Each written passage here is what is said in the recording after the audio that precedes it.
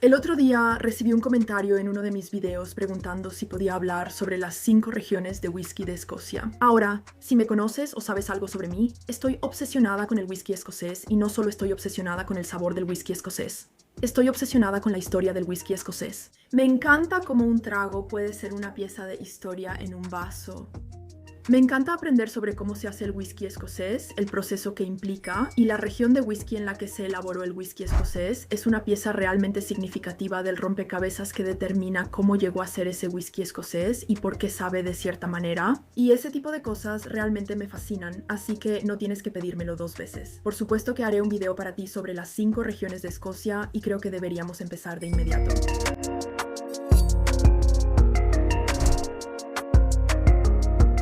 La primera región de la que voy a hablar es la región de whisky más grande y esa es por supuesto las Tierras Altas. Lo sé, ya lo dije. Las regiones de whisky tienen perfiles de sabor distintivos, pero las Tierras Altas, como es un área tan grande, en realidad no hay un solo perfil de sabor que abarque todo. Y de hecho, si divides las Tierras Altas en zonas más específicas, puedes tener una mejor idea de por qué un whisky de ahí sabe así. Así que en el norte de las Tierras Altas, los whiskies de ahí van a ser muy robustos, van a ser muy dulces y muy ricos. Si alguna vez has probado un whisky de Glenmorangie o Dalmore, sabrás exactamente de lo que estoy hablando.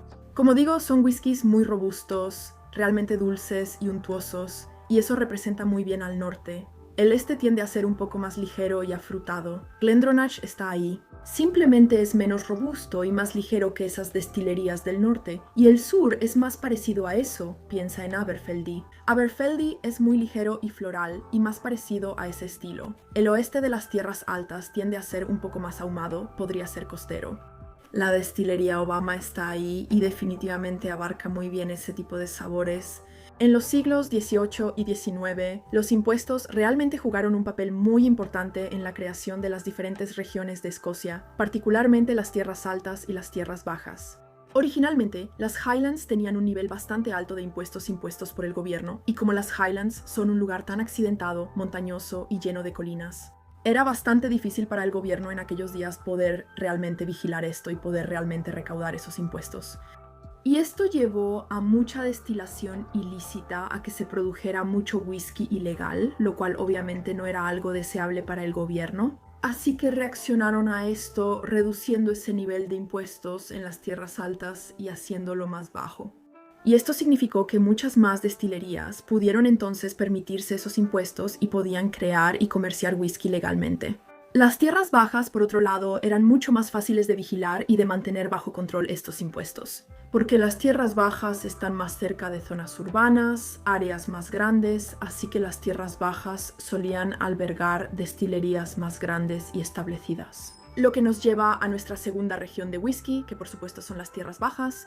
En cuanto a tamaño, las tierras bajas son la segunda región de whisky más grande. Tienden a producir whiskies ligeros, casi herbáceos, florales y frescos.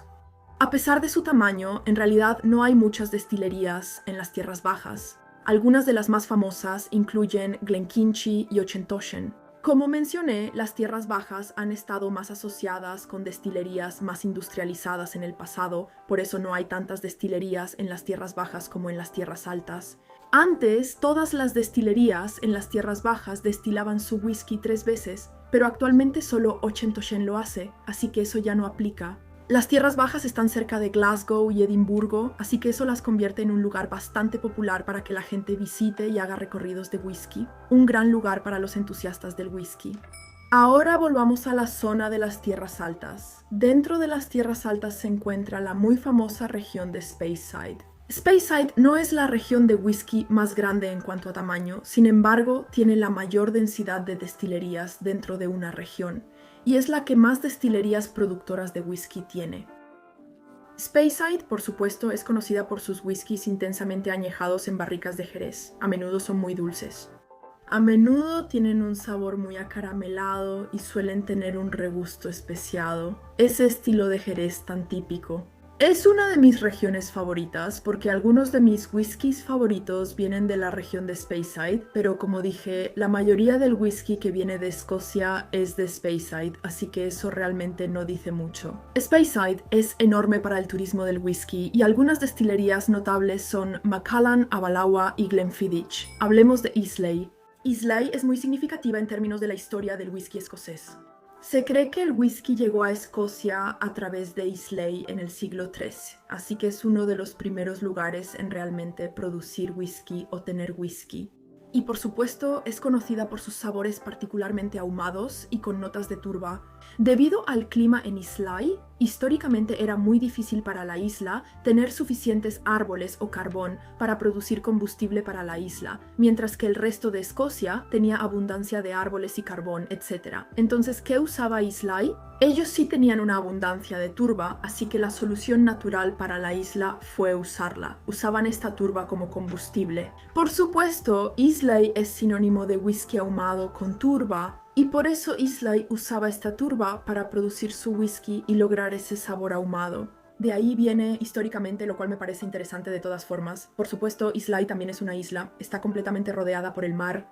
Está rodeada de un paisaje costero, así que también es conocida por sus sabores salados, salobres y bastante marítimos. Por supuesto están las destilerías muy famosas de Islay, piensa en Laphroaig, Bowmore, Ardbeg, Bunahab Hain, todas de Islay, todos whiskies fantásticos.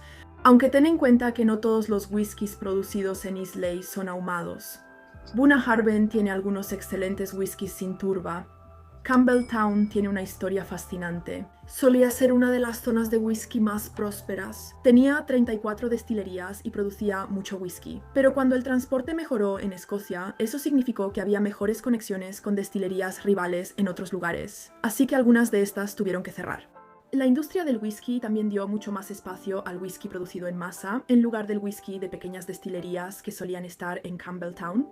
Así que con los años estas fueron decayendo, y luego solo quedaron 3, que por supuesto son Springbank, Glen Scotia y Glengarl, que produce Kilcarran. Los whiskies de Campbeltown son conocidos por sus notas marítimas, costeras y saladas, aunque las 3 destilerías de las que acabo de hablar producen whiskies bastante diferentes, a pesar de estar todas en una zona tan cercana. Afortunadamente, hay planes para que más destilerías regresen a Campbeltown, incluyendo la destilería Machrihanish y un par más.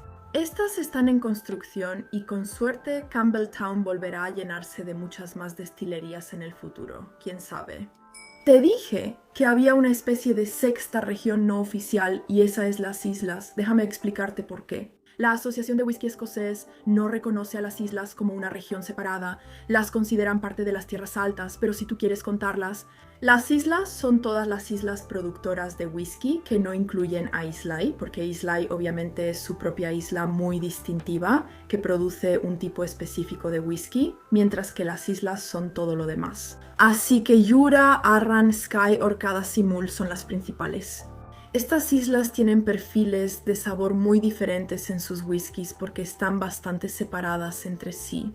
Obviamente son pequeñas islas individuales, así que no hay un perfil de sabor que abarque a todas, pero tienden a tener whiskies que son un poco más costeros, un poco más salados. Así que, por ejemplo, Talisker en la isla de Skye, debido a su ubicación, tiende a tener ese efecto salino y costero en el whisky, que es algo que personalmente me gusta mucho, pero cada quien tiene sus propios gustos. Si disfrutaste este video o te resultó útil de alguna manera, por favor dale like para que yo sepa que te está gustando. Y si eres fan del whisky, puede ser cualquier whisky escocés de cualquiera de estas regiones, o puede ser whisky americano, bourbon, irlandés, japonés, cualquier tipo de whisky. Asegúrate de suscribirte a The Whiskey Pour porque tenemos mucho contenido que podría parecerte interesante o útil.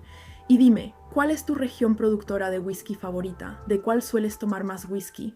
Como mencioné al principio de este video, todo esto surgió porque alguien escribió un comentario y pidió este video. Así que si hay algo de lo que quieras escuchar, asegúrate de dejarlo en los comentarios y veré qué puedo hacer. Creo que eso es todo de mi parte por ahora, así que gracias por ver. Que tengas un buen día. Adiós.